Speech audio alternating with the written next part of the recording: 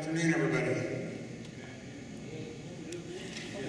Woohoo! It's a little better here still, not a lot, but it's nap time, isn't it? Okay. Are we up and running? We're working on it. Detecting. There we go.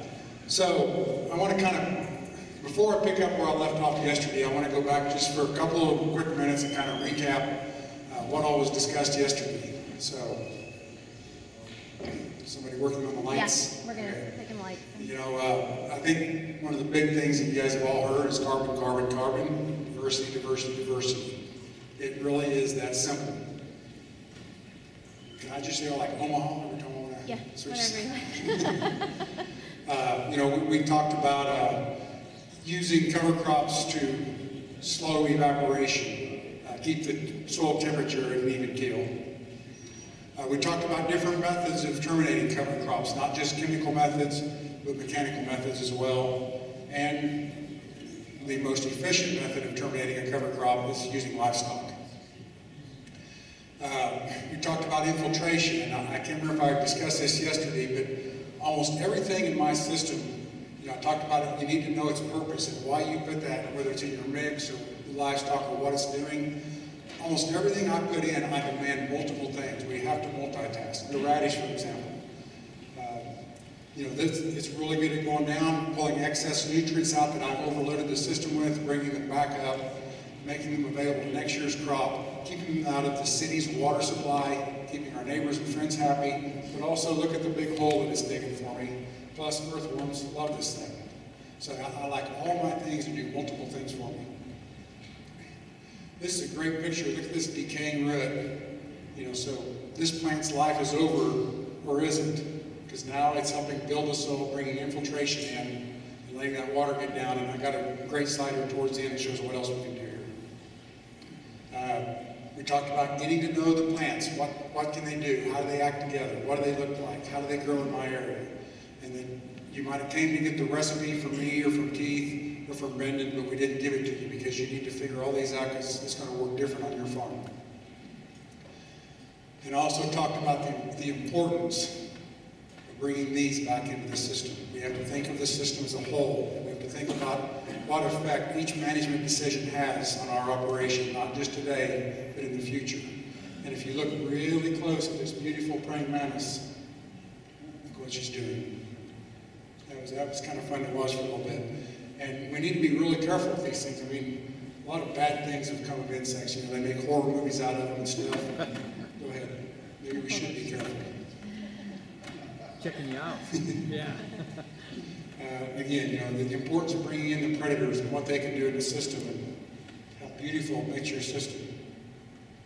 And we talked about not just in my crops, but in my livestock. Taking insecticide, thinking holistically with the livestock, and bringing the dung beetles and all the other livestock insects back into the operation. And what can the dung beetles do? Number one, they eat the cow pie, which rids the flies of a place to lay their eggs, which helps keep my cows happy and clean of flies. We look at the hole he's digging for me also, improving infiltration, getting them down into the ground, getting it to work faster for me. And again, working together. This is a different species of dung beetle than the roller, earthworms, roots. This is what we want our system to look like, alive and well. I talked to you yesterday about each acre of ground has 30,000 tons of nitrogen hovering over it in the atmosphere, free to the taking. Well, below ground, if you can get 25 worms per cubic foot, that's 30 tons of manure per acre. How long does it take to do that with cow herd? These guys can get it done. You have to feed them. We talked about diversity, diversity, diversity, and other ways we can make money with our cover crops. Plant something in there that you can harvest. Do two things at once. And again, we talked about the importance of the earthworms, but also in no-till, having that soil alive on February 4th, and having the earthworm at the surface. Talked about companion crops. This is from Dwayne Beck's, where he's working with 3 pounds of alfalfa in his corn. And by the way, for those of you, has anybody here been to Dakota Lakes in Pierre, South Dakota? A couple? It is well worth the trip, guys. This actual field right here, this was 2012. I believe this was the 24th consecutive year this plot right here has had corn. 24 consecutive years, corn on corn, no BTs, conventional seed, no insecticide, no rootworm problems. And he lives in rootworm Mecca. It got to the point that South Dakota State actually thought Dwayne was tainting his numbers, that there's no way we could go 20 plus years corn on corn. They brought in Dr. Lundgren. This is how we met Dr. Lundgren. And Dr. Lundgren works for ARS at Brookings. They had Dr. Lundgren plant, I can't remember how many thousands of corn rootworm per foot row in this plot a few years ago. 0 damage. They couldn't believe that because they went in and they set traps, and Dr. Lundgren spent the summer there counting. They had over 1 million predators per acre. This is what we can do when we are so healthy. And again, we talked this morning about just sitting back and letting Mother Nature drive the bus, and our job is to observe and to see how these things act. This is my neighbor Kevin that owns the crop roller. This is a cereal rye. This was all planted the same day, same way. The cereal rye was on 15-inch rows. This here he managed for RMA. This here he managed for Mother Nature. And the importance of us educating RMA of how it needs to be done. Because look at what he lost because he had to play by their rules. And in the end, this is what we want, is a live, healthy ecosystem. And when we talk about ecosystems, they can be as big as the planet or as small as my finger. And look at all the different ecosystems we have just right here. All these different things living together in harmony. How many guys go out and dig with a spade and look and see what's going on in their soil? Few? Good. That's very, very important. But what I want you to do is before you get out there and get all soil happy, stop and look around. You know, pull the crop back or the cover crop back. What all's crawling around? Is it good? Is it bad? Do you know? Look at all that life on that ecosystem. And get down on your hands and knees before you dig. Look at this whole other world. You know, if you can see it, there's some ladybug larvae here. There were some little spiders. You know, this picture doesn't do justice for all the life that was crawling around on that soil before I sunk the spade in and looked at the next ecosystem. This is what we've done on my farm. We talked yesterday about how much we've increased our organic matter. This is my 6.4% organic matter. We have almost tripled it in less than 20 years. This is very forgiving soil. I can make mistakes and this soil will bail me out. This is where we're headed. And we talked again about the earthworms at the surface when it's cold. And this is what we want. All these root hairs, all this life below the soil. And I know you guys, your brains are starting to hurt, your butts are starting to hurt. I'm going to give you one more to really give you a headache. 1 thimbleful of soil, live, healthy soil, contains enough mycorrhiza hyphae to stretch for several miles. Close your eyes and picture that. Doesn't work, does it? From the, you know, I can't explain it, but it's true. 1 thimbleful of healthy soil has several miles of mycorrhiza fungi hyphae. You know, the things that we're just starting to understand about what's going on in this system. Talked about not only farming in nature's image, but ranching in nature's image, moving our calving season to the spring to mimic what the deer do, mimic what wildlife does in our area. You don't see deer having fawns in February, do you? How come? They're not stupid like we are. Talked about getting diversity in our herd, and we talked about the flock that we went and purchased. This is Lynette, and this is the flock that she bought just over a year ago. And like I said, I grew up a cow man. I grew up a beef guy. Didn't much care for the range maggots, you know, as they were called. These guys have been a lot of fun. I can't call them that anymore because these are really easy to manage. And this is September. We just brought these girls home. So we're now almost a year and a half into this. Lynette's entire expense is 100 pounds of mineral. And we're probably now up in the 10 to 12 small square bales of hay. And some fencing that she's bought. That is her entire expense in these 10 lambs. That's It's a lot cheaper than I can do with a cow. Oh, by the way, last spring, in her first attempt, she put 162% lamb crop on the ground.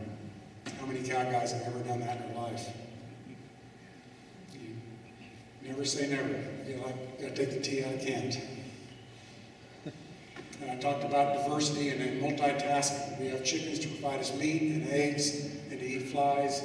This was a poor calf we had. He ended up not making it. I was bottle feeding him. He had scours really bad. I went to the house to get a bolus for him, and he had left 2 paws on the ground. By the time it took me to walk to the house and back, the chickens, 4 chickens, had completely cleaned it up. You know, everybody has his place. They all have multiple jobs to do.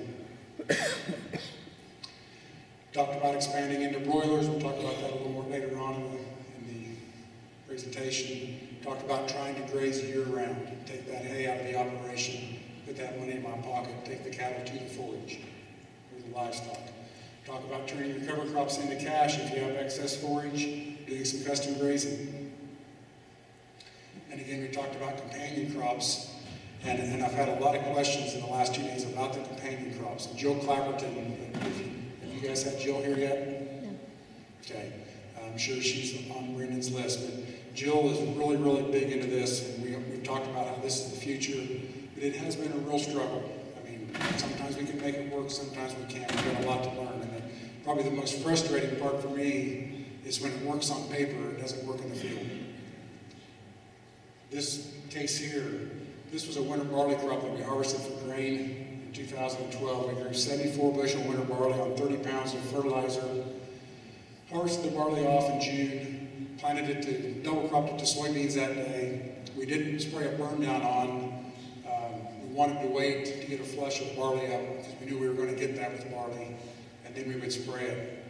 Well, by the time the barley sprouted, we were in like our 8th or 9th consecutive day of over 100 degrees. The moisture was gone. I said, we're not wasting any more money on this crop. You know, we've got the seed into it, that's enough. Didn't go back and look at it till fall. We had solid winter barley. Didn't rain all summer. We had our hottest, driest summer on record, second hottest, driest summer on record. Harvested 17 bushel soybeans. They beat our first crop soybeans. How did we do that? The synergisms here apparently between barley and soybeans are pretty good. On paper, this looked like a disaster. And we talked about the importance of bringing the perennials into the system.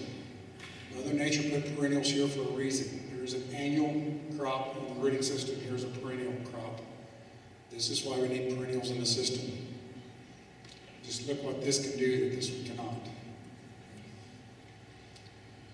And again, talked yesterday, essentially all life depends upon the soil. There could be no life without soil and no soil without life. And look at all the life in this soil right here. And we talked about all of us need to stand up and start to be responsible for our operations. You know, it's important that we do this because we're going to get into this in a little bit now as we get into today's portion. But we've got choices to make, guys. EPA in my area of the country is more than willing to start regulating what leaves my farm. They're already talking about it. Regulating runoff, regulating nutrient runoff. We can do it ourselves, or we can let the government do it for us. So where do we go from here? This is Michelle Rourke, her and her husband, good friends of mine. Just throw this in here. We were at Gabe Brown's a year ago on a bus trip with no-till in the plains, walked out in one of Paul's cover crop fields. Michelle was out there less than 5 minutes. How gorgeous. Do you know what that would bring at the farmer's market? 5 minutes, you could get 10 bucks out of that.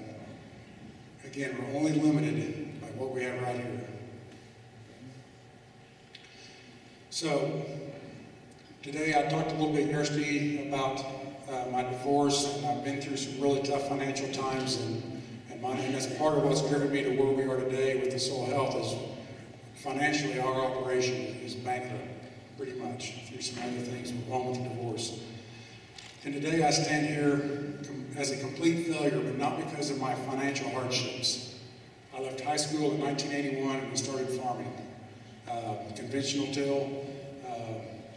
And from 1981 to 1994, we talked about 5.5 tons of soil per acre per year in Kansas. And with the acreage I had from 81 to 94, I lost lost 45,000 tons of topsoil.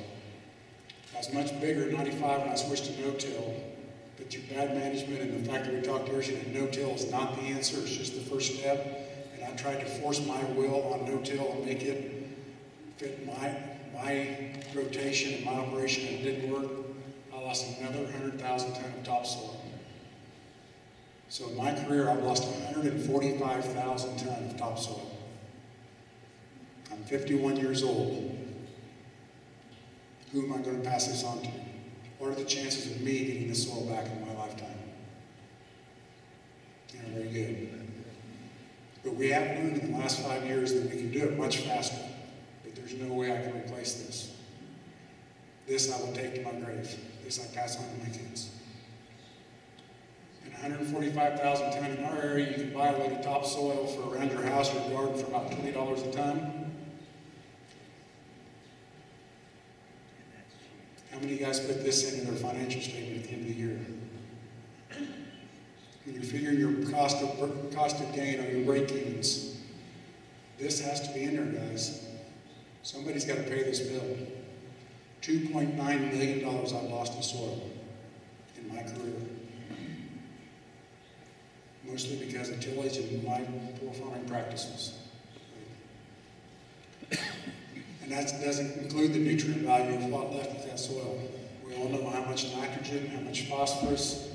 2.9 million just barely scratches the surface of what this is worth. And really, is $20 a fair price for $20 a ton, a fair price for a ton of topsoil. What about the cost of the taxpayer? Because that soil left in water for the most part, or sooner or later ends up in water, right? The cities have to clean that out of their water so that you can drink it. Out of the lakes, almost every lake in Kansas, we have lots of federal reservoirs, lots of lakes. 99% of them are closed in the summer to fishing and skiing now because of blue-green algae. Blue-green algae is because of our phosphorus management on our farms and feedlots, for the most part. And I already talked about the burden to the next generation of what I've done, what my management practices, what I'm passing on to my next generation. I mentioned yesterday we were going to talk about this a little bit, how important it is to have a team, and how vitally important it is that your team knows your goals. We've struggled a lot in the last few years. Gail Brown and myself and Brian Lindley and a lot of the forerunners of this movement, of how we just kind of stalled. We couldn't get, we hit a plateau, it seemed like, and the movement wasn't growing. And how come? Well, producers like you come to this meeting and you get all excited about this. Well, where's your team? Because now you have to go home and you have to sell it. Where are the spouses? Why are they not here? They're a very important part of your team, and they have to be on board with you. Your kids, your agronomist, your neighbor, your banker, your landowner.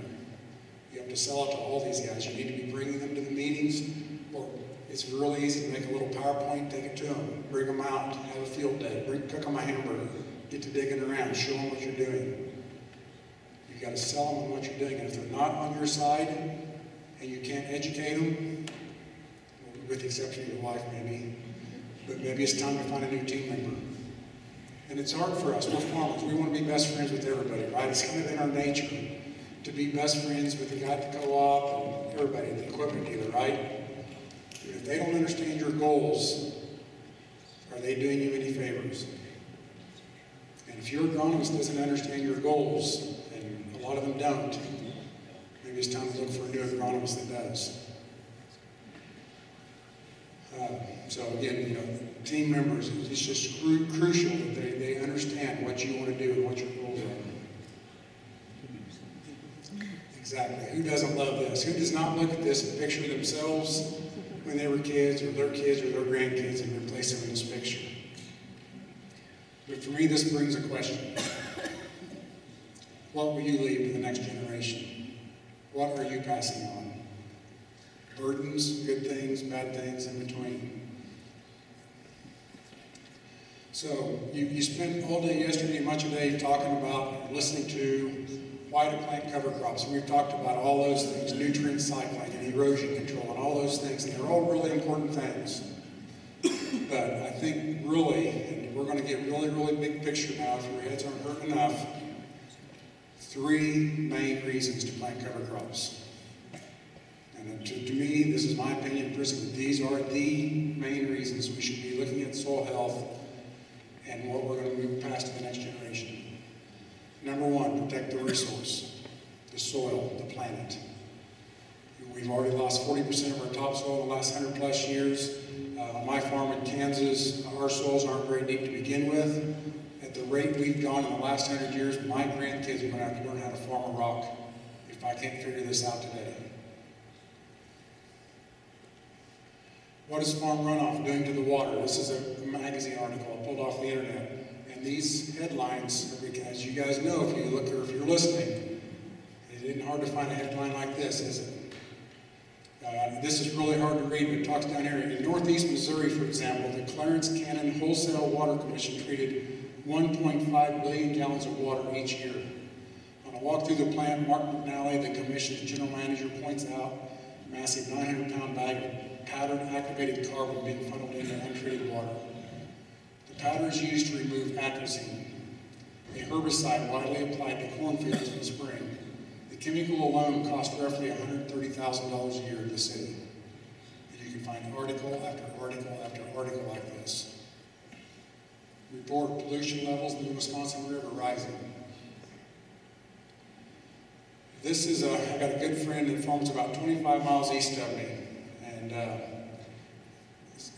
we'll back up just a step. We'll talk about Darren for a second. And this morning, Mike, you talked about baby steps, about going at your comfort level. And that's really, really important. There's people that need to just start with a monoculture cover crop. Let's don't start with a 20-way mix. Let's get comfortable. You know, get out of your comfort zone and stay within it a little bit, okay? And then there's people like Darren Williams. Darren, for about 10 years, would come to the meetings, he would get all excited, he would go home and get himself talked out of it. And he got really mad when he'd come to visit me one day, and he spent a couple hours on my farm, and Darren went home and threw a match in the box. And he didn't put his toe in the water, he dove in head first. This kid is 3 years no-till, 2 years 100% cover crop. It wasn't a big rain event, just kind of for us actually in eastern Kansas, a spring shower. We had about 1.5 inches of rain one morning. So Darren didn't have anything to do, so he went out, and in eastern Kansas we have terraces and waterways. Anybody know what that is here in Colorado? Terraces, that's we get too much rain, and we think we have a runoff problem, so NRCS builds us some waterways and some terraces to speed that water up and get it off our farm faster.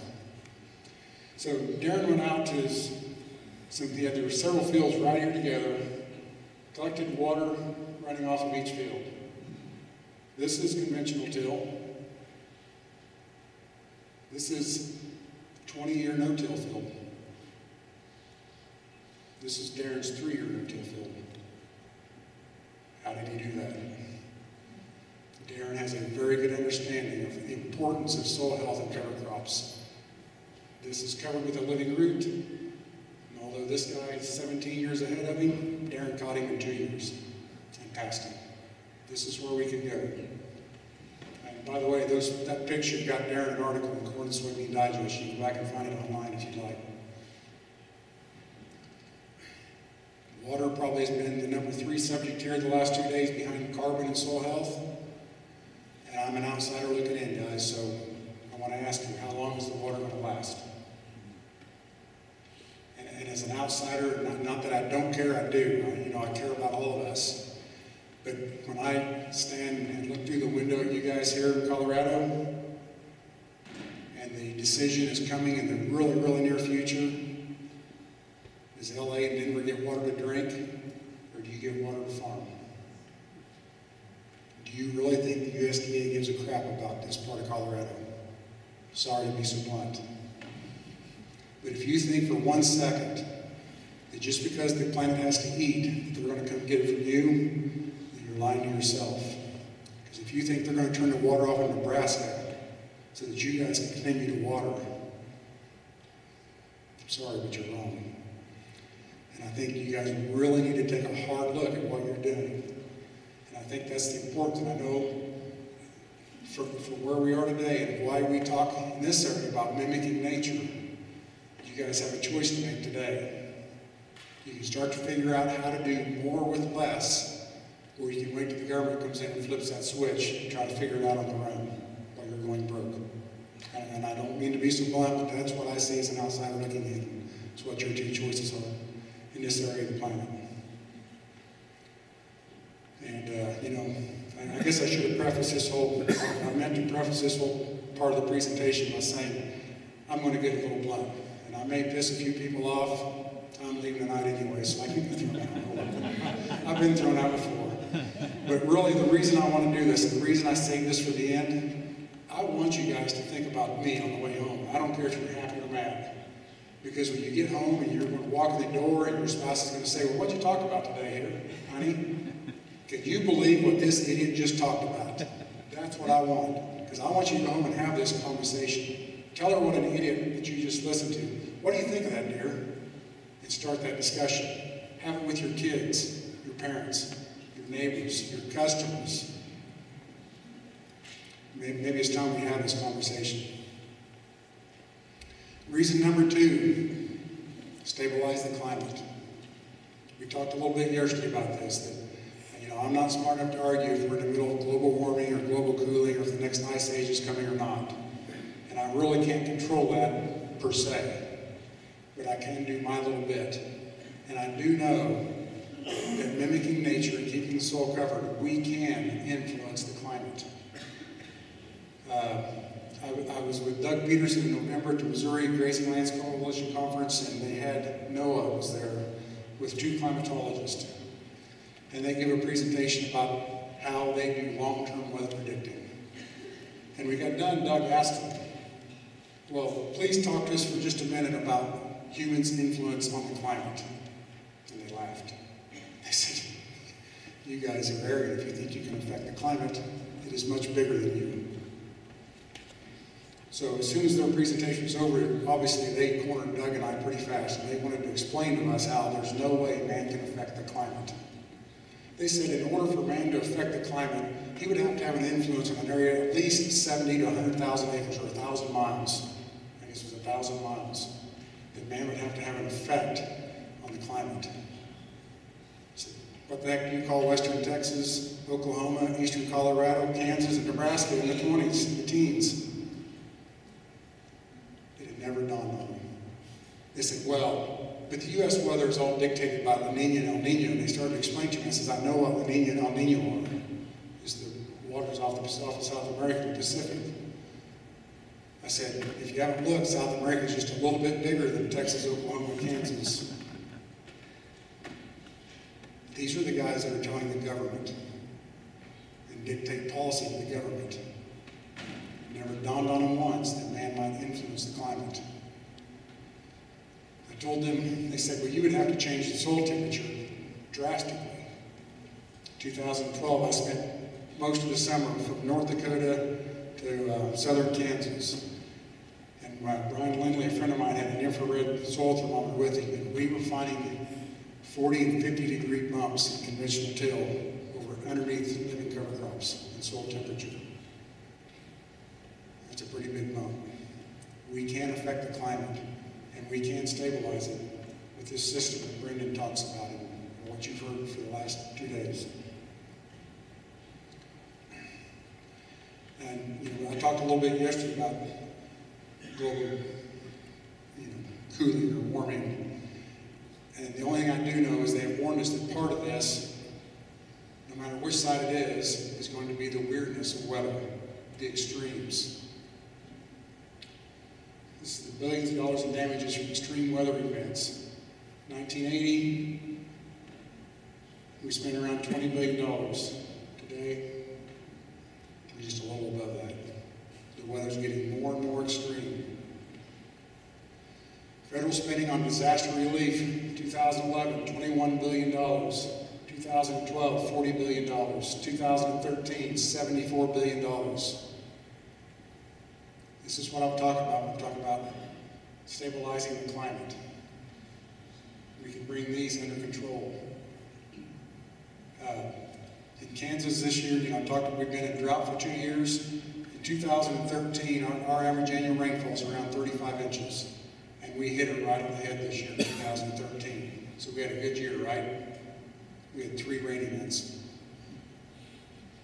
August is our driest month of the year. We had 18 inches of rain in 16 days. And this is the pattern we have now been in since the drought started for us in June of 2010. We go 6 to 8 months without rain, and then we get 6 to 18 inches in a week to 2 weeks. How many guys can catch that? If this is the new norm, how are you going to handle this? There's very few systems that can handle that kind of rainfall. Gabe Brown in North Dakota, he can now handle 8 inches an hour because of what he's done to his soil health. How important is that when you get 18 inches of rain in 16 days? That means that in the next year, Gabe is growing crops, he's growing forage for his livestock, and his neighbors are buying hay or selling cows. That's the difference. Cost of natural disasters as a percentage of GDP have more than tripled over the last 40 years. This is reflected in the rising cost of natural disaster insurance. According to Cato Institute report, U.S. insurance losses from natural catastrophes went from $16 billion in 2003 to $71.3 billion in 2012.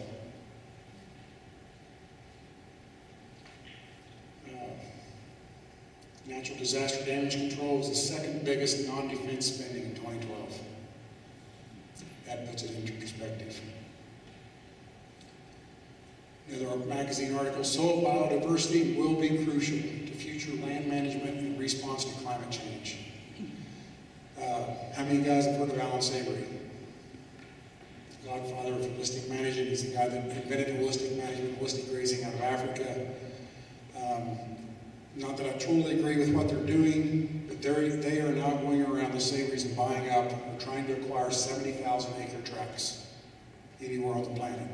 I don't totally agree with that because I don't think that's the way we need to be, but the reason they're doing that, because their research shows them that they can somewhat control the climate with the 70,000-acre tract.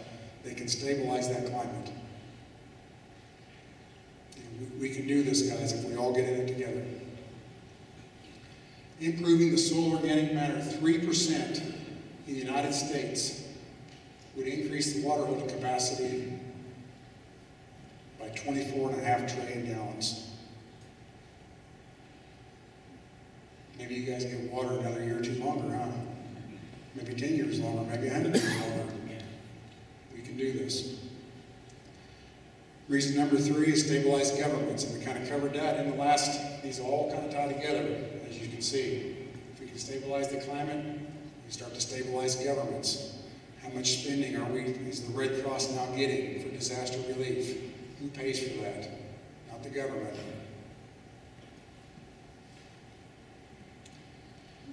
So what will you leave to the next generation?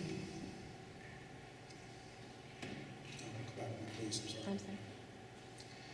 What will you leave to the next generation? Sorry, my voice is starting to get a little weak for some reason.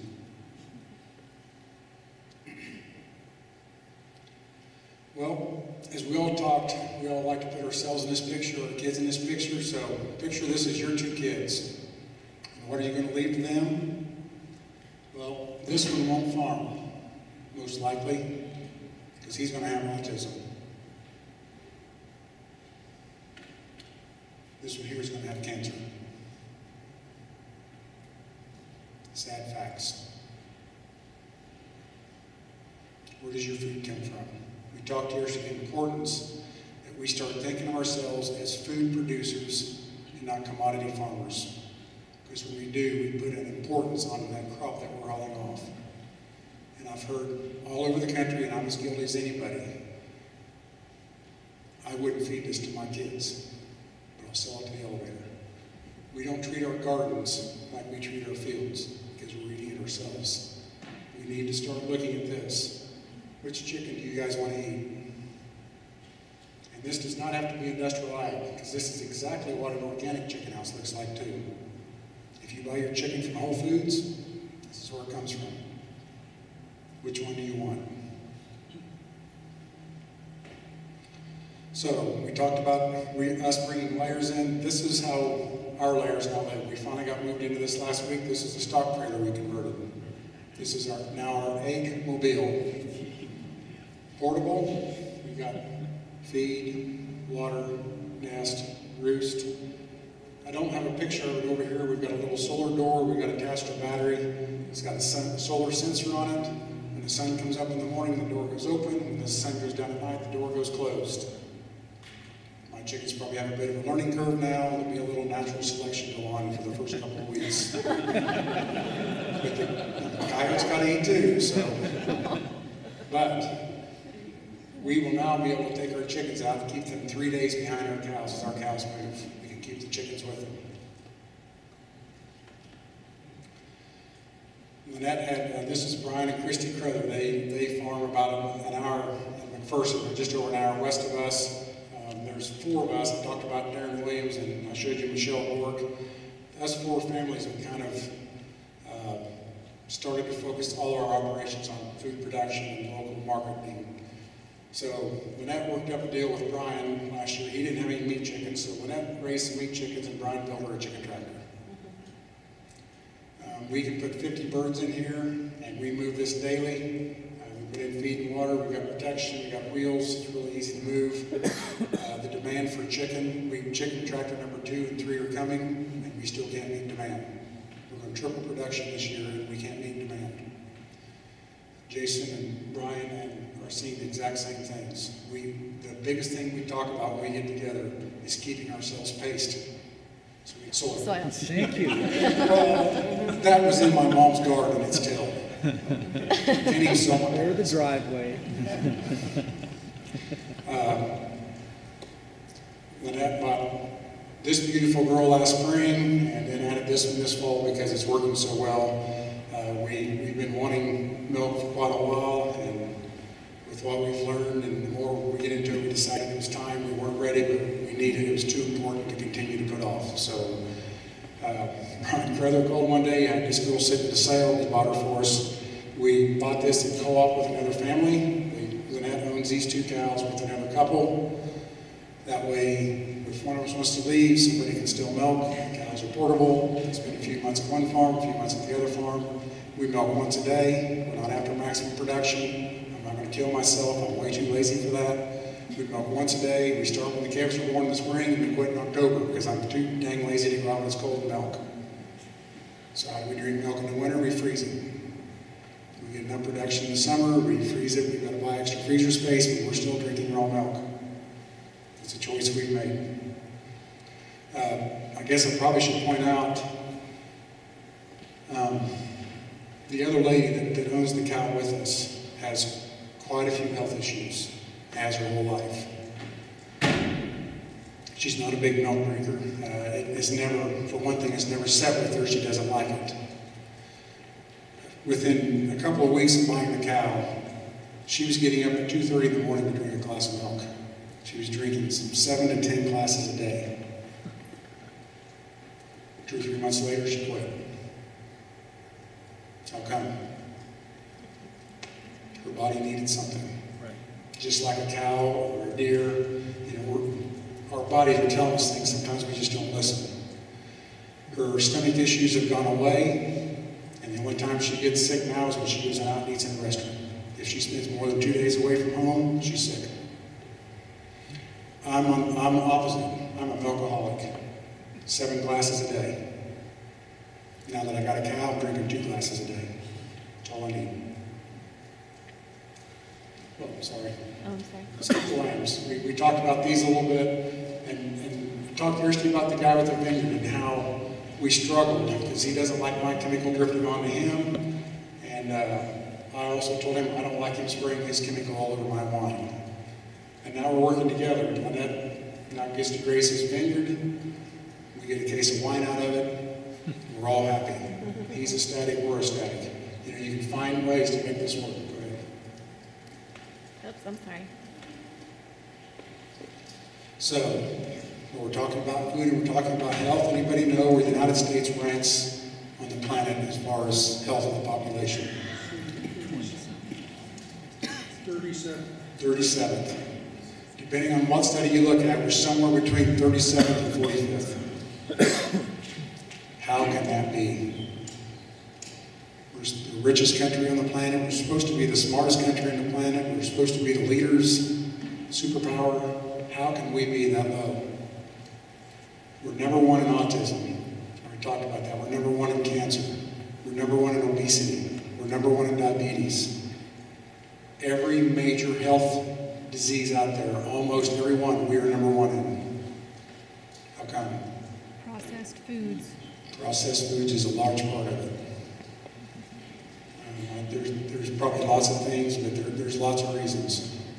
And autism is climbing so fast that I was listening to a presentation this summer, and he said, it doesn't matter now. The United States has already erased one generation from what we're doing with our health.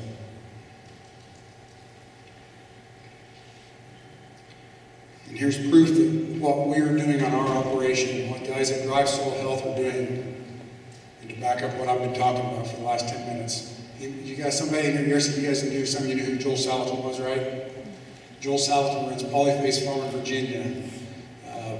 Check him out when you get home and get on the internet. It's a fabulous operation. Joel grossed $5.5 million last year on 550 acres in Virginia. Now, Joel does have a bit of an advantage. He's got 6 million people within 100 miles of his house. That does help. But he's smart enough to take advantage of it. Joel took some of his eggs off his pastured chickens, went to the grocery store, bought a dozen eggs, took it to the university and had them tested. And these are the results. Polyface is the name of his farm, and that is the top line as you go down through here and compare it. USDA eggs, Polyface farm. Cholesterol. Saturated fat.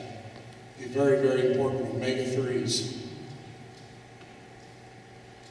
Healthy soil does relate to healthy food, to healthy living, to healthy communities. Oh, I'm sorry. Sorry. That's why Lynette and I are on the quest we are on. We try to grow almost everything we eat. And again, we have a choice to make. We can dictate to Mother Nature how she's going to play, or we can play by her rules. Go fishing while you're at the game. Go fishing while you're at the game. Go to the game and go fishing. Who needs a hot dog? Processed food, get your real food, right? So, how fast can we do this? I talked about David Brandt and Colin Seiss a little bit yesterday. This summer at my field school, we had a soil pit with Dr. Clapperton. This field she's in is what I call my sandbox. It's a 20-acre field behind the farm, behind the feedlot. Actually, it's where you saw the bell grazing yesterday with the cows. Before we started, this is where I started really playing hard in 2003. Before that time, we wintered cattle on there. By the time the cattle come off and we chiseled the ground a couple of times, we might get a soybean crop planted or a silage crop. No carbon in the system. We did that for 20 years. By the time we switched to no-till and started putting covers on this ground, the clay was showing up on the knobs. All of our A horizon was gone. And in my area in Kansas and lots of the Midwest, with the exception of Iowa and Illinois, but at least in Kansas and some of the areas that don't have a deep soil, there are a lot of farms that are no longer farming topsoil. We're into the B horizons. This was one of those farms. Since 2003, this is pretty much how the living root in it, 24/7, 365. This is where we've played. We've learned, can we grow it, can we kill it? But with this, there's an asterisk that goes with this, because we have grossly mismanaged this at times on purpose. We would bring cattle in to see if we could kill this plant. Like we had some white clover in it. It would almost become a quest to see if we could kill it with the cattle. So there were times we purposely overgrazed this just to see the reaction on this one field. So while we have had a living root here, it has not had the best management for the last 10 years. Dr. Clapperton just about fainted when we dug this pit, and it's really hard to see. You had to be there in person. But look, can you see the black streaking? That is building topsoil. Those are the root channels and the worm channels moving that soil up and down. We were absolutely shocked how fast we were rebuilding this piece of ground with average at best management. Here's a little bit of close-up as you can see what we were working with and and what we're going to be working with in the next few years.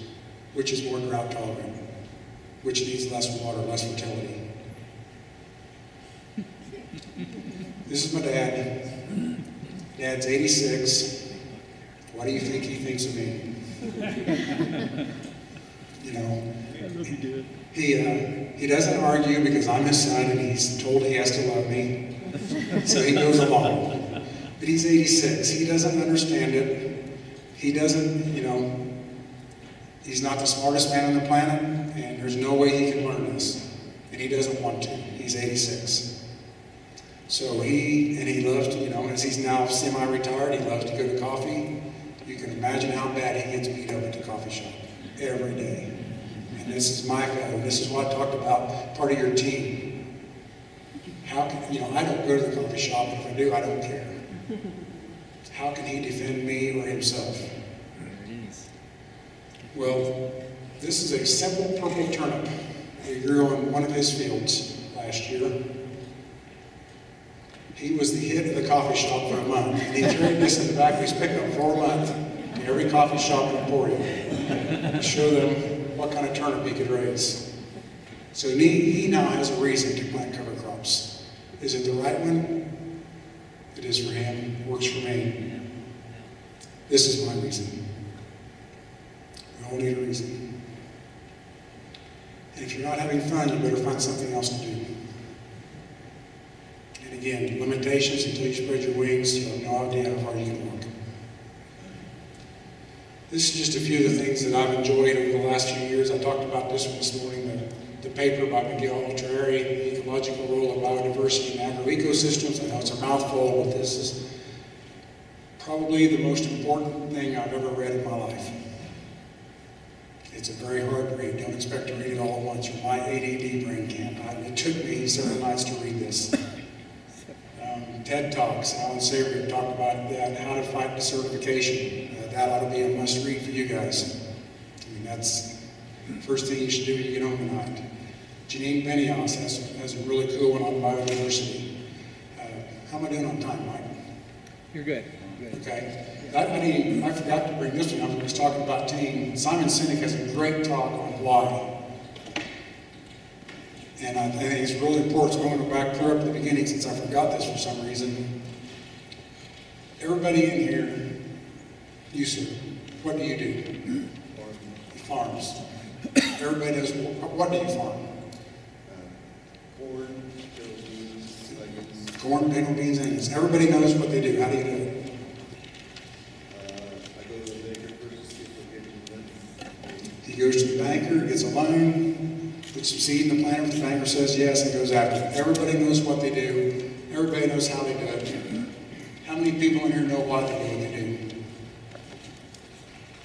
What? I love it. Because you love it. Well, we all better love it, but we also need a little more detail than that. We need to know why we do what we do. It's extremely important. Because how can you sell yourself to your customer if you don't know why? Why do I do what I want to do? Because I want to provide the healthiest food possible for my family and my customers, rather than doing so at the expense of the next generation. And back on the how, we know how we do what we do. We know how to start the tractor and turn on the GPS. But it's sad how little of an understanding we have of how we grow a plant. We have forgot the most important reason we're here. How does that plant grow? How many people here can explain photosynthesis to their customers, to their family? Well, we know all about GPS. How did we forget the most important part? How many people, if you'd have walked into a computer store 20 or 30 years ago and Steve Jobs was standing there behind the counter and you said, man, I've heard about these computers. Can you explain this to me? And he said, no, not really. How many people would have bought a computer from Steve Jobs if he had told you that? Yet we demand our customer buy our food from us, and we can't even tell them how we grow it. We need to start to